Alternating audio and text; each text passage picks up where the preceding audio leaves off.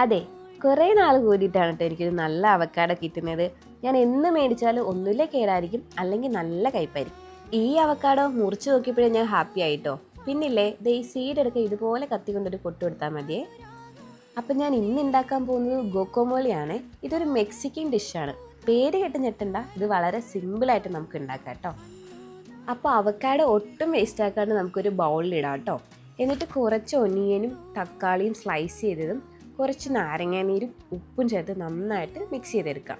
പിന്നെ ഇല്ലേ ഞാൻ കുറച്ച് വലുതാക്കിയിട്ടാണ് കേട്ടോ തക്കാളിയും ഒനിയനും സ്ലൈസ് ചെയ്തേ.